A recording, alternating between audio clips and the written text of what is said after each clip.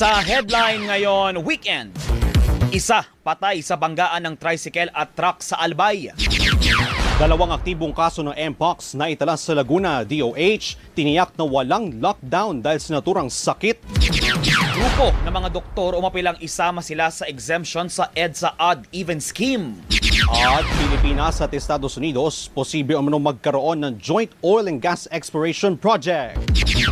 Magandang tanghali po Luzon, Visayas at Mindanao. Ako po si Christian Yosores. At ako naman po si Lee Cyril. At sa detalye ng headline ngayon, weekend.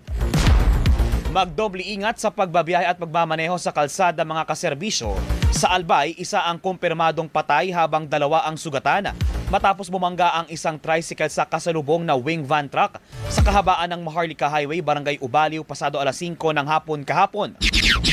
Ayon sa Pulangi Municipal Police Station, isang babaeng pasahero ng tricycle ang dead on arrival sa ospital, habang ang driver nito ay nasa kritikal na kondisyon at inilipat sa isang ospital sa Ligao City para sa karagdagang gamutan. Batay sa inisyal na investigasyon, bumangga muna ang tricycle sa isang kotse, dahilan upang mawalan ito ng kontrol at tuluyang sumalpok sa kasalubong na truck. Sa lakas ng banggaan, tumila po ng isa sa mga sakay ng tricycle. Nasa kustudiya na ng mga otoridad ang motorsiklo habang nananatili pa sa lugar ang truck para sa investigasyon. Human error ang titing ng pangunahing sanhi ng insidente. Patuloy namang tinutunto ng pulisya ang kotseng sangkot na mabilis na tumakas patungong Naga City. Kinumpirma ng Laguna Provincial Health Office na dalawa ang aktibong kaso ng monkeypox sa lalawigan. Sinabi sa DZMM ni Laguna Provincial Health Office Head Dr. Odi Inoncillo na nagpapagaling na ang dalawang pasyente na wala umanong record ng pagbiyahe sa labas ng bansa. Base anya sa monitoring ng Provincial Surveillance Unit, umabot sa 4 na kumpirmadong kaso ng Mpox ang naitala sa Laguna mula Enero hanggang Mayo. Ang isa ay naka-confine sa isang ospital outside of Laguna at yung isa po ay naka-home quarantine. Wala pong travel abroad eh. 4 lang po ang konfirmado. Yung 16 po ay suspected cases na nag-negative naman po sa testing. Samantala, sinabi ng Aurora Provincial Health Office na isang kaso ng Mpox ang naitala sa lalawigan pero hindi na idinetalye kung saang lugar natukoy ang pasyente.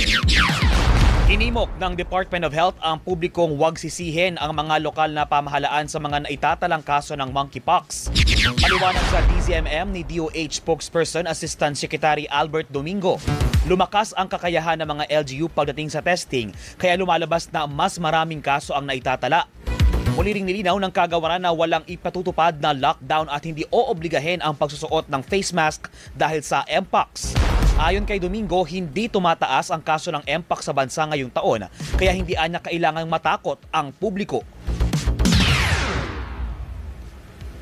Hindi po ito pandemic part 2. Malayo po tayo doon sa usapin na yan. Ang Mpox po ay skin-to-skin intimate physical contact.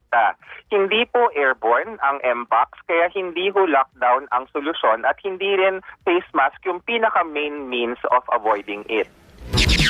Inanunsyo ni Pangulong Marcos Jr. ang pagsususpinde sa EDSA rebuild na nakatakda sana ngayong buwan. Sinabi ng Pangulo na inatasan niya ang Department of Transportation at Department of Public Works and Highways na huwag munang ipatupad ang proyekto. Bagamat magandaan niya ang layunin ng proyekto, kailangan timbangin ang cost o sanhi at magiging epekto nito. Gayon din ang malaking sakripisyo sa mga motorista dahil 2 taong tatagal ang proyekto. Binigyan ni Marcos ng isang buwan ang mga ahensya na pag-aralang muli ang proyekto para hindi na ito kailanganing abutin ng 2 taon. Inimok ng grupo ng mga doktor ang Metropolitan Manila Development Authority na linawin ang patakaran sa mga exempted sa odd-even schemes sa EDSA. Sinabi sa DZMM ni Philippine College of Physicians President Dr. Nemencio Nicodemus Jr. na plano nilang kausapin ng Philippine Medical Association para sa kolektibong hinaing sa issue. Apela ng grupo sa MMDA, isama na ang kanilang hanay sa mga exempted sa naturang polisiya. Tiniyak ni Nicodemus na may iwasan na pang-abuso sa exemption sa pamamagitan na maayos na pag-uusap ng mga doktor. Yun po ang ayaw namin sana pong isipin ng ating mga mamamayan na kami po ay nagpapa-VIP. Kung di po para sa kapakanan po ng mga pasyente na nangangailangan ng tulong namin, lalo na po yung mga emergency situations.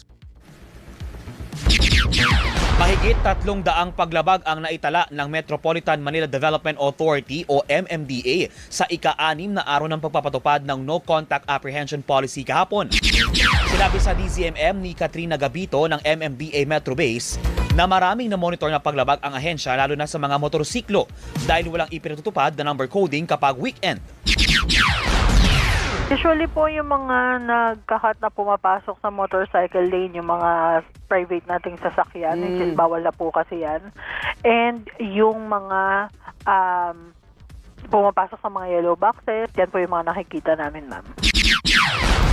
Sa iba pang balita, posibleng maglaro sa 0.9 hanggang 1.7% ang inflation o bilis ng pagtaas ng presyo ng bilihin at serbisyo noong Mayo.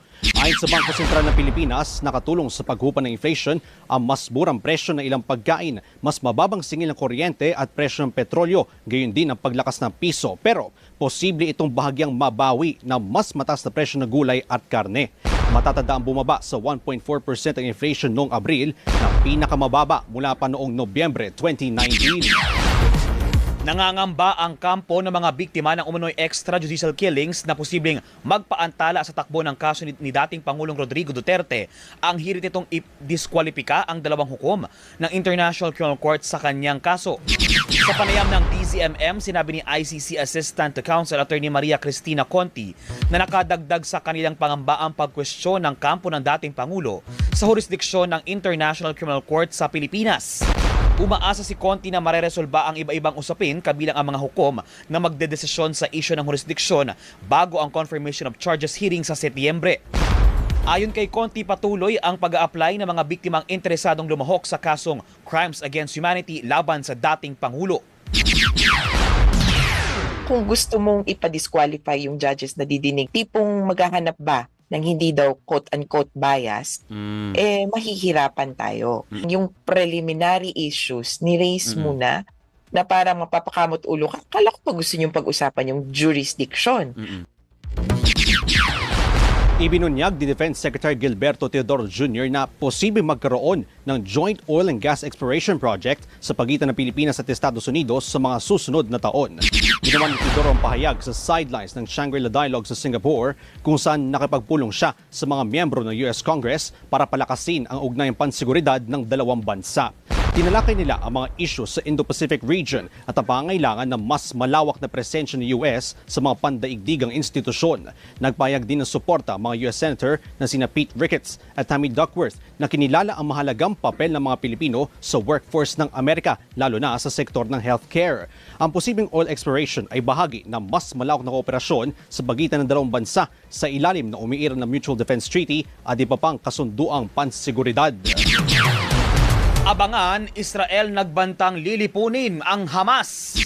At pambato ng Pilipinas na si Krishna Gravides pasok sa top 8 ng Miss World 2025. Yan at di pa mga balita sa pagbabalik ng Headline Ngayon Weekend. Headline Ngayon! 12:12 ang ating oras, nagbabalik po ang Headline Ngayon Weekend. Balita po muna sa ibayong dagat, nagbabala ang Israel na tuluyang wawasakin ng Hamas kung hindi nito tatanggapin ang panukalang hostage deal na inihain ni US Envoy na si Steve Witkoff. Habang sinabi naman ni US President Donald Trump na malapit nang matapos ang kasunduan para sa tigil butukan sa Gaza. Sinabi ni Israeli Defense Minister Israel Katz, may dalawang pagpipilian ang Hamas, tanggapin ang kasunduan o tuluyang mapuksa.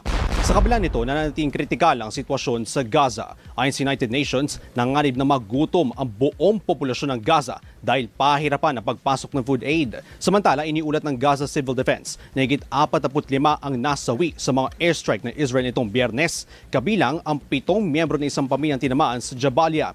Ayon sa Health Ministry ng Gaza, may higit 54,000 na ang nasawi mula nang magsimula ang digmaan noong Oktubre 2023 na karamihan ay mga sibilyan. Sa sports, buo ang kumpiyansa ni Manny Pacquiao sa kanyang pagbabalik sa boxing ring matapos ang 4 na taong pahinga sa kabila ng 16 na taong agwat ng edad nila ng kasalukuyang WBC welterweight champion na si Mario Barrios. Sa kanilang press conference ngayong June 1, sinabi ni Pacquiao na walang dapat ipag-alala ang kanyang mga taga-suporta dahil dati na rin niya itong nagawa. Bagaman nagpalitan ng banat sa entablado, nananatiling magalang si Barrios at kinilala ang kontribusyon ni Pacquiao sa buong mundo ng boxing. Magaganap ang laban sa July 19 sa MGM Grand Garden Arena at mapapanood via pay-per-view. Sa showbiz, nabigumang maiuwi ang corona, matagumpay namang ipinagmalaki ni Krishna Gravides ang Pilipinas sa 72nd Miss World Pageant matapos makapasok sa top 8 at yung haling Miss World Asia. Wow! Ipinakita ni Krishna ang kanyang galing at ganda sa iba't ibang bahagi ng kompetisyon. Umangat siya sa Miss World Talent Finals sa kanyang kahangahangang pagkanta at nakapasok din sa top 32 ng Sports Challenge. Umani rin ng papuri ang kanyang mga kasuotang inspired ng Palawan Peacock at mga modernong Disney princess. Ang corona ng Miss World 2025 ay napadalo ng Thailand habang pumangalawa ang pambato ng Ethiopia at sinundan ng Poland at Martinique.